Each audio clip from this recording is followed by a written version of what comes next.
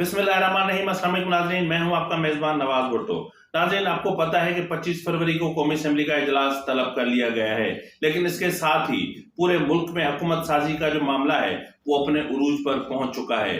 कौन बनेगा किस सूबे का वजीर आला, किसको मिलेगी गवर्नरशिप, कौन बनेगा चेयरमैन सेनेट, किसको मिलेगी स्पीकरशिप, कौन होगा डिप्टी स्पीकर और किस सूबे में कौन किस मनसब पर फायज होगा, ये तमाम चीजें हम आपसे डिस्कस करेंगे। और फिर मैं आपको बताऊंगा कि MQM ने अपनी औकात से बढ़कर हुकूमत से वो वजारतें मांग ली हैं कि जिनसे इनको, मैंने कहा ना, इनको भत्ते की आदत पड़ी हुई है। ये जो बदमाशों की तरह ये जो भत्ता माफिया है ना, ये भत्ता माफिया अपने भत्ते की कलेक्शन पार्टी के तमाम मामला चलाने के लिए ऐसी वजारतों पर हाथ रखते हैं जहां इनको सिर्फ पैसा ही नजर आता है। तो इस तमाम मामला पर बात करेंगे और साथ में हम बात करेंगे पाकिस्तान की एक ऐसी जमात की जो पिछली कई दहाइयों से बरसर इक़्तिदार है लेकिन है भी नहीं। तो ये मामला क्या है, ये इंतहाई अहमियत का हामिल है, इस पर तो हम खास तौर पर बात करेंगे। तो इसलिए आपसे इल्तमास है कि अगर आपको मेरा वीलॉग अच्छा लगे तो मेहरबानी करके मेरे चैनल को सब्सक्राइब करना, लाइक करना और शेयर करना मत भूलिएगा। बेल आइकन दबा दीजिएगा ताकि अब तक बर वक्त मेरे वीलॉग्स पहुंचते रहे। नाज़रीन, आपको पता है कि 25 फरवरी को कौमी असेंबली का इजलास तलब कर लिया गया है, इफ्तिताही इजलास जिसमें हलफ बर्दारी की तकरीब होगी। और 26 फरवरी को जो वो इजलास में स्पीकर कौमी असेंबली का इजलास इंतखाब होगा, स्पीकर और डिप्टी स्पीकर का। और फिर 27 फरवरी को कायद ईवान यानी वजीर आजम का इंतखाब होगा और फिर 11 मार्च को सदर मुल्कत का इंतखाब होगा। और इस तरह वफाक में हुकूमत साजी का अमल अपने इख्तिताम को पहुंचेगा। लेकिन इसके अलावा जो अहम बात है वो ये है कि जो दीगर ओहदे हैं उनकी अगर हम बात करें तो गवर्नरशिप के लिए ज़ाहिर है कि गवर्नरशिप जो पंजाब की गवर्नरशिप है वो पाकिस्तान पीपल्स पार्टी को दी गई है। तो उसके लिए 3 नाम जो है वो गर्दिश में है, जिनमें मखदूम अहमद महमूद, कमर जमा कायरा और नदीम अफजल चंद साहब हैं। लेकिन इनमें अगर देखा जाए तो नंबर 1 पे जो प्रायोरिटी बन रही है वो है मखदूम अहमद महमूद साहब। मखदूम अहमद महमूद साहब पाकिस्तान पीपल्स पार्टी के पुराने और वफादार कारकुनों में से हैं और इनका इम्कान बहुत ज़्यादा है कि वो पंजाब के गवर्नरशिप बन सकते हैं। अदरवाइज कमर जमान कायरा का नाम भी मजबूत है। और इसके अलावा अगर हम देखें तो पंजाब असेंबली के लिए स्पीकर का नाम जो है वो उसमें मुश्तबा शुजाउर रहमान लिया जा रहा है, जबकि डिप्टी स्पीकर के लिए जहीर चन्नड़ का नाम सामने आ रहा है। और उधर सादिक संजरानी ने भी बलूचिस्तान में अहम ओहदा यानी वजारत आला के हुसूल के लिए सरगर्मियां तेज कर दी हैं। इसहाक डार से भी मुलाकात हुई है, ताहम मेरे ख्याल में तो उनकी ट्रेन मिस हो चुकी है, क्योंकि वहां के लिए ऑलरेडी जो है वो 3 नाम बलूचिस्तान के लिए फाइनल हो चुके हैं, जिनमें सादिक साहब हैं, सना जहरी साहब हैं और सरफराज बुगटी। इनमें सबसे जो मजबूत कैंडिडेट है वो है सरफराज बुगटी। तो सरफराज बुगटी साहब का इम्कान जो है बहुत ज्यादा बताया जा रहा है। तो बलूचिस्तान के जो नेक्स्ट वजीर आला हो सकते हैं वो सरफराज बुगटी के चांसेस बहुत ज्यादा हैं।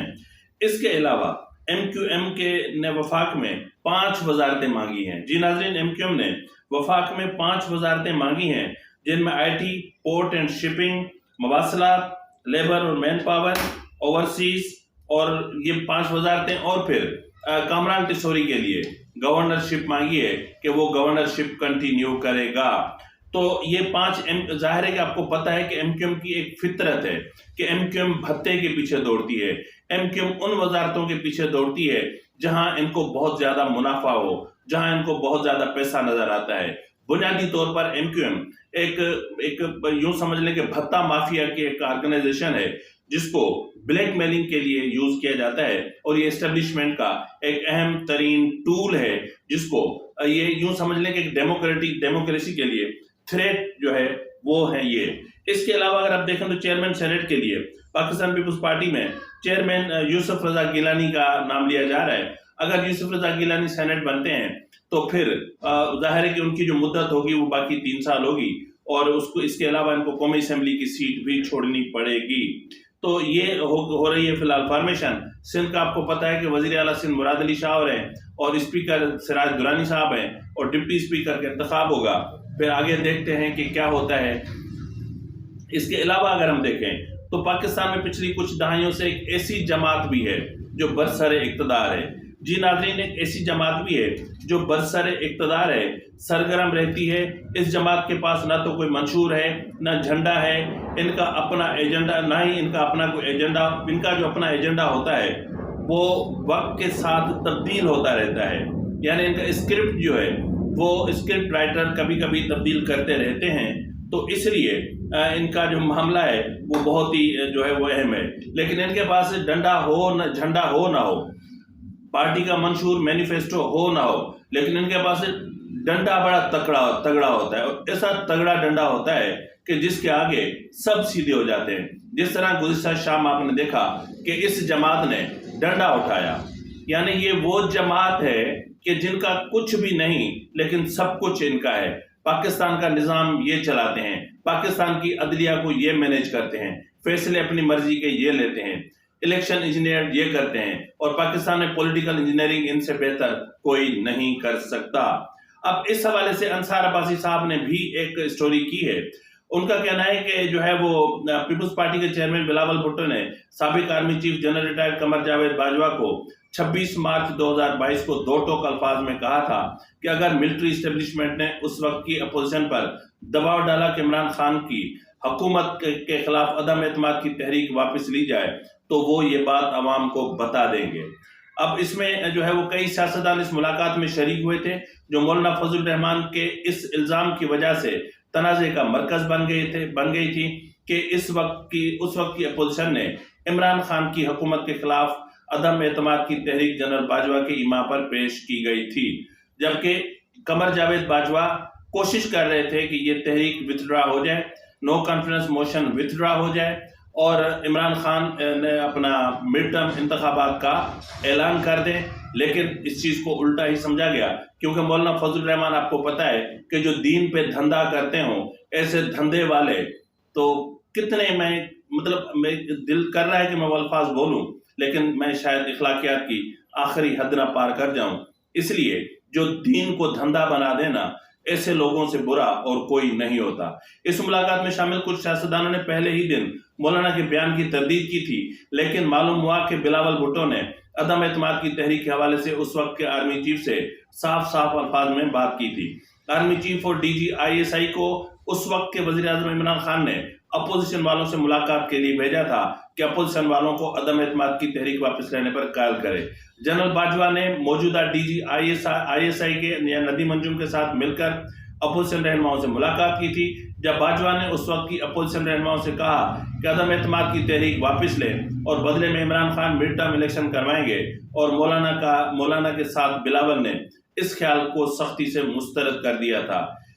यानी ये भी कहा जाता है कि बिलावल भुट्टो ने आर्मी चीफ से कहा था कि इमरान खान की हुकूमत के खिलाफ अदम एतमाद की तहरीक पेश करना अपोजिशन का बुनियादी और जमहूरी हक है और वजीर आजम को हटाने के लिए ये आईनी तरीका है। बिलावल भुट्टो ने इसके बाद बाजवा को वाज़ेह अल्फाज में कहा कि अगर फौजी इस्टेब्लिशमेंट ने अपोजिशन पर तहरीक वापस लेने के लिए दबाव डाला तो वो अवाम से रुजू करेंगे। 26 मार्च 2022 को होने वाली इस मुलाकात में शहबाज शरीफ, आसिफ अली जरदारी, बिलावल भुट्टो जरदारी, मौलाना फजल रहमान, खालिद मक्सी, शाहजैन बुख्ती, अख्तर मेंगल, खालिद मकबूल सिद्दीकी, फैसल सब्जवारी, अहमद मलिक खान और दीगर भी शामिल थे। अब नाज़रीन, इस्टेब्लिशमेंट का जो रोल है पाकिस्तान में वो तो कोई ढकी छुपी बात नहीं है कि इस्टेब्लिशमेंट ने बड़ी महारत के साथ पॉलिटिकल स्पेस जो है उसमें इस कदर इंक्रोचमेंट की है कि अब वो स्पेस बहुत कंजेस्टेड हो गया है। तो इस वक्त पॉलिटिशियंस अपनी मर्जी से कोई फैसला नहीं कर पाते, पार्लियामान अपनी मर्जी से कोई फैसला नहीं कर पाती, हुकूमत साजी अपनी मर्जी से नहीं होती, इंतखाबात फ्री, फेयर एंड ट्रांसपेरेंट नहीं होते। हर इंतखाबात में पाकिस्तान पूरी दुनिया में तमाशा बनता है, पूरी दुनिया में पाकिस्तान की जग हंसाई होती है, ये फैक्ट है। लेकिन क्या करें, हम थोड़े से नाक के पक्के हैं, हम थोड़े से, देखो बंदे को ढीठ होना चाहिए, हम थोड़े से ढीठ हो गए हैं। तो इस कदर ढीठ हो गए कि हम पे इन चीजों का कोई असर नहीं होता। अमेरिका क्या सोचता है जी, सोचता रहे। सऊदी अरब क्या सोचता है, सोचता रहे। चीन क्या सोचता है, सोचता रहे। 2 दिन सोचेंगे, 4 दिन सोचेंगे, उसके बाद यही हमारे साथ आकर बैठेंगे और बैठकर कोई रिकॉर्डिंग में इन्वेस्टमेंट कर रहा होगा, कोई थर्कोल में इन्वेस्टमेंट कर रहा होगा, कोई किसी पावर सेक्टर में इन्वेस्टमेंट कर रहा होगा, कोई कहाँ इन्वेस्टमेंट कर रहा होगा। तो ये धंधा है, सब कारोबार है, धंधा है पर गंदा है, لیکن پھر بھی اچھا ہے، سب کر رہے ہیں، تو اسٹیبلشمنٹ بھی کر رہی ہے، اور اسٹیبلشمنٹ پاکستان کی نہ صرف سیاست کا بلکہ اقتدار کا ایک اہم ترین حصہ بن گئی ہے، اور اس حصے کو اب ختم ہونا چاہیے۔ اسٹیبلشمنٹ کو اپنی آئینی حدود میں واپس جانا چاہیے، نہیں تو اس ملک میں نہ تو کبھی جمہوریت چل سکے گی، نہ کبھی جمہوریت اپنی جڑ پکڑ سکے گی، نہ ہی جمہوری ادارے مضبوط ہو سکیں گے۔ یہی لولی لنگڑی اپاہج ایک سسٹم رہے گا، اور پاکستان یوں ہی معاشی طور پر تباہ حال رہے گا۔ ہم یوں ہی IMF کے محتاج رہیں گے۔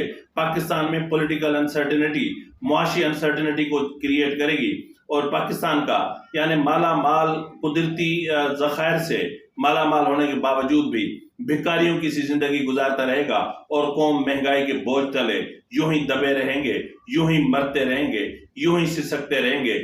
غریب کے بچے یوں ہی تعلیم حاصل کرنے سے محروم رہیں گے، یوں ہی ان کو جو صحت کا بنیادی ان کا رائٹ ہے اس سے محروم کیے جاتے رہیں گے۔ سب کچھ یوں ہی چلتا رہے گا، اور پھر کہیں گے جیوے جیوے پاکستان۔